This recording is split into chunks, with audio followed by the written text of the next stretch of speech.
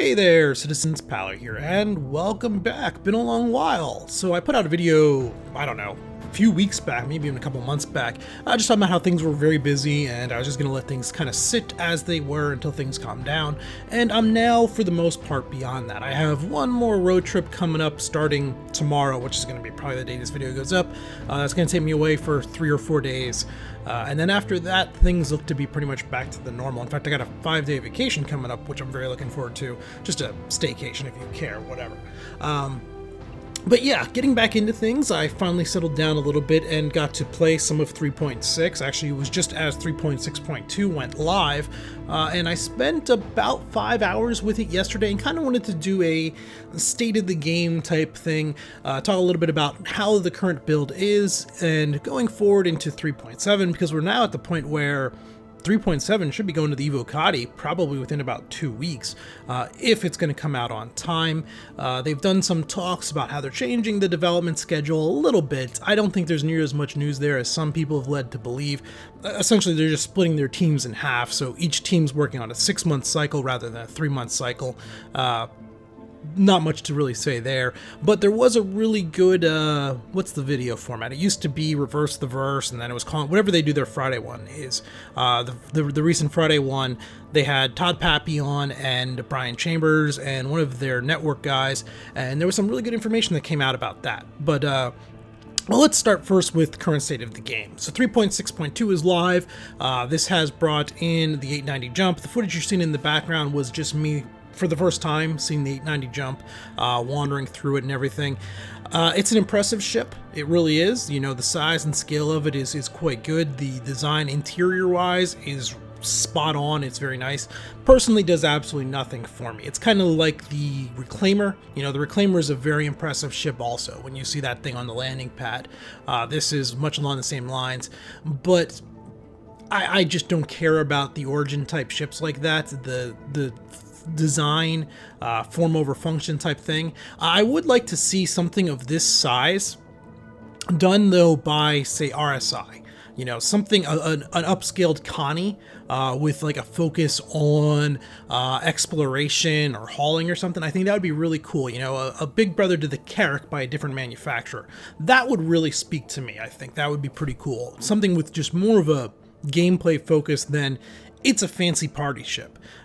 Would be pretty cool. But yeah, you know, it's the big brother to the 600 series. It's impressive to see. Right now it has a massive flaw with its, there's something off with its hydrogen fuel use. So you can fly for about 10-15 minutes, not in quantum, before you run out of hydrogen, which makes it kind of a problem, but they know about that. They're working on that. If my guess is there's just like a decimal point or two missing within their fuel tanks, or they screwed up a decimal point where their fuel usage, which did lead to one of my 2 crashes yesterday. And it wasn't even a crash. What had happened was I was coming back into land, so you can only spawn this thing at either Area 18 or Hurston. You can't spawn it at Port Olisar, it's too big, so you got to use one of the large hangars. Well, I took it out of Area 18, flew around for with a little bit, did a quick quantum travel. I did basically with the longest one I could do that would be realistic, and that was from Area 18 out to Delamar, just to see, you know, what the larger ship speed was. And for your information, it's about 8 minutes to travel that, which is going to be kind of the longest jump you're theoretically going to do in game right now. So 8 minutes with the larger engines and everything, not too bad. It's definitely some time, but I imagine that's closer to 15 minutes with size 1s, so about half the time. But I did that jump out, I jumped back, then I went to go ahead and bring it into land in just that amount of time. So the hydrogen fuel used to escape the planet, fly out, turn around on the far side of the quantum travel, and fly back, and then the hydrogen fuel used to come back in, and I ran out of fuel. So I was about 2-3 kilometers from the landing pad when I ran out of fuel.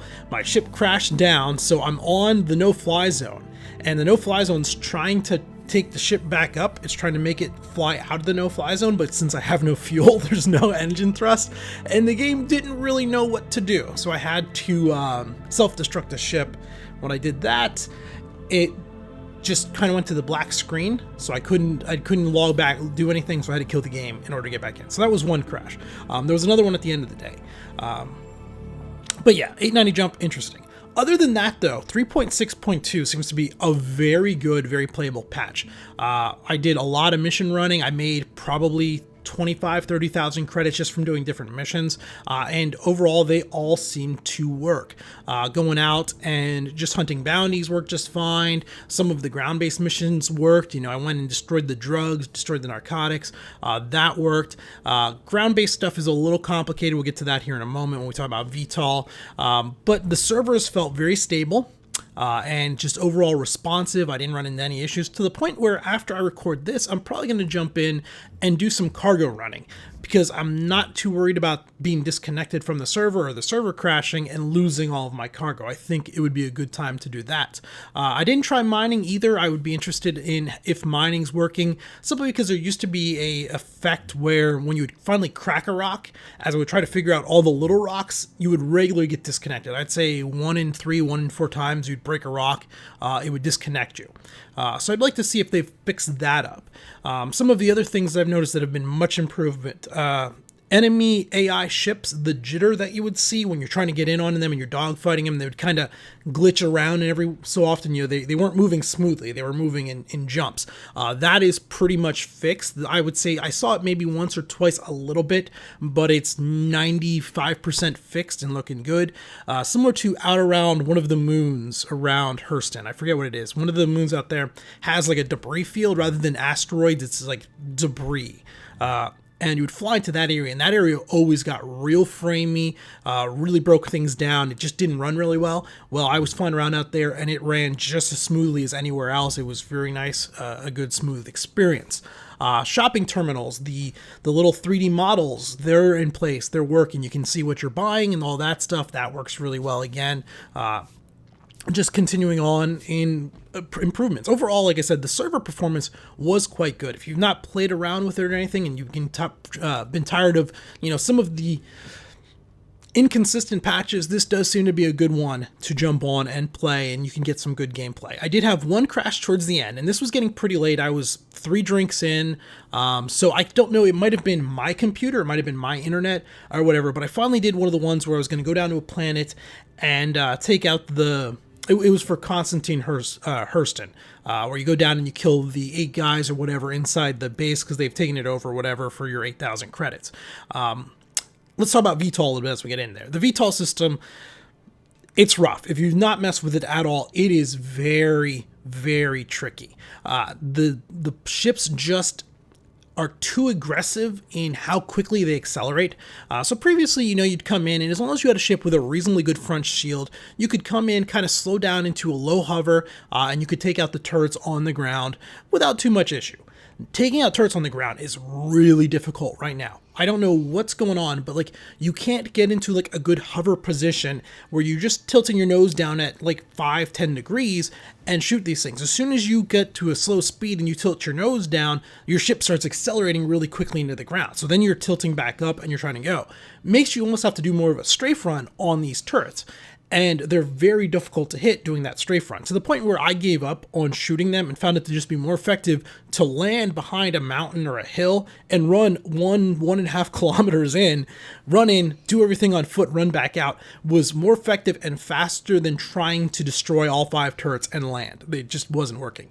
Your mileage may vary depending on how good you are at shooting ground targets. Also, whatever ship, I did find the Vanguard did a little bit better job because that front nose gun is easier to aim. It's got a better convergence than the side ones, but it was still a pain in the butt, to the point where if I'm going to do it again, what I will do, and it's actually something I was thinking about, is I'm going to take the Freelancer out. I'm going to throw the Cyclone in the back of the Freelancer, and then I'll land 1 kilometer, 2 kilometers out, unload the Cyclone, run that thing in real quick, go in, do my stuff, jump back in the Cyclone, run back out, not even spend time fighting the turrets. I think that might be the more effective way.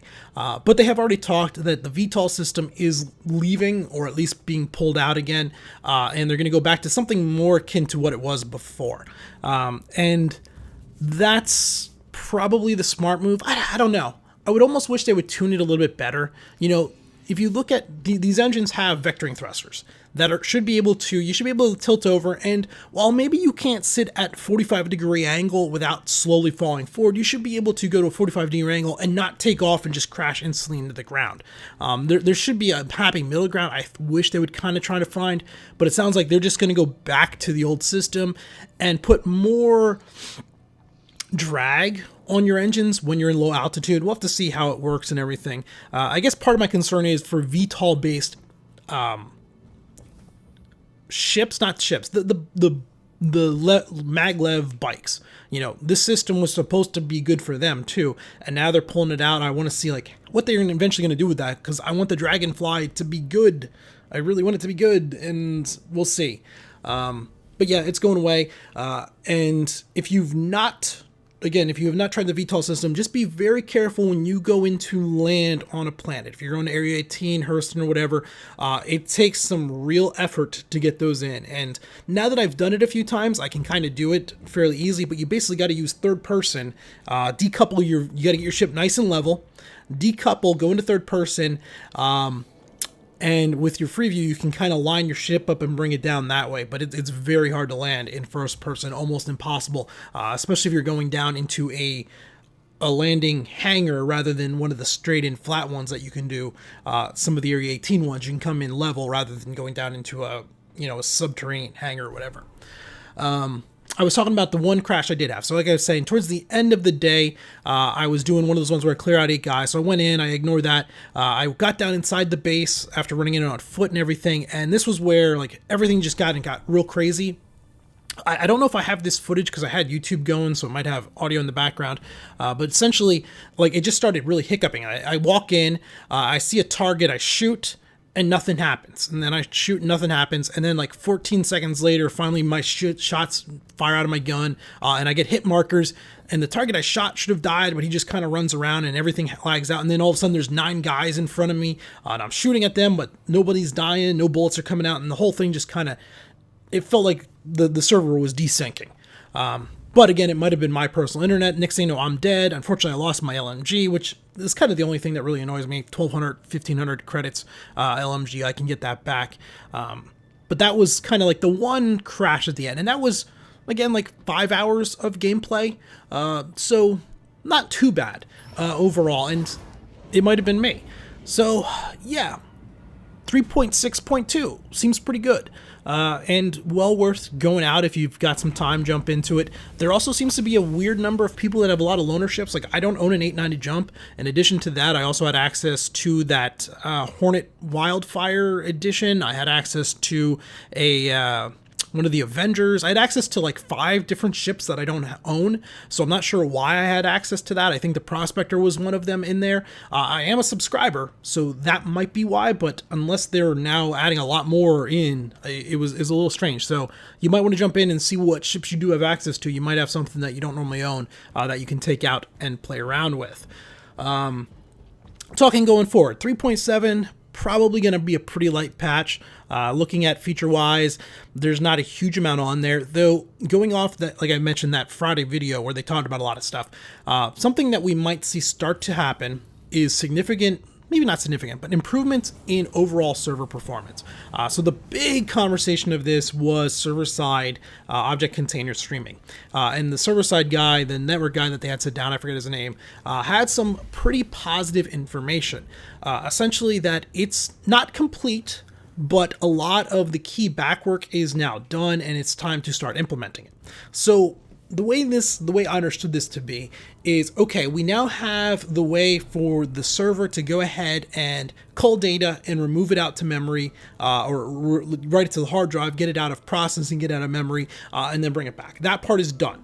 What needs to happen now, though, is they need to take different elements of the game and test it and make sure it works without bugs. So say, let's say, a mission for saving a ship under attack out, one of the ECS alert missions happens or whatever. They need to now test that and see, okay, we send out the alert. Can we go ahead and put that ship into hard drive space until someone accepts it and approaches the location that it's at? And can we do that without it breaking? If they can go ahead and implement that into the patch. Then they can also do that with, say, the pick up a package and travel somewhere. They have to do all this different stuff. Can they remove the entire planet of Delamar or Delamar? It's not a planet, but you know what I'm talking about. Can they remove that to hard drive space and bring it back only when people approach it? They have to test that. If it works, they can then put it in. So it's going to be implemented in small increments. So we might start seeing some of that with 3.7, more likely with 3.8, 3.9. There's not going to be one server-side OCS is in like they did with client-side. That's not going to happen. It's going to be little incremental steps that are going to happen, and we might see some of that. In addition to that, let's see, what else did they talk about? I guess we're looking at possibly shareable missions coming up here in 3.7, which should be really good. The retooled UI systems coming in soon, and so on. Yeah, I think, this year definitely feels a bit slower than previous years, especially last year. Last year, the game made some really big fundamental steps forward, and we really haven't seen a whole lot of that this year, but the game definitely does feel more playable now than it's ever been, and it should, but it's nice to know that we finally kind of feel like we've gotten over some of the really bad humps, and things are slowly coming together. Definitely not at the rate we'd like, but they are slowly coming together. All right, I've rambled on enough. Let me know if you guys are playing 3.6.2. I'm probably going to do a video on the Nautilus, just thoughts and impressions on the Nautilus and what I think it might do with games. Expect that coming out later this week. And yeah, next week with the vacation, I hope to get in and play a little bit more, and really maybe dive into the Vanguard. That's a ship that we have a lot going on. The variants are coming up here soon. There's possibly some new nose weapons, which sound interesting, and we'll go from there. Let me know what you guys think in the comments down below. Until next time, this has been Power. Thanks for watching.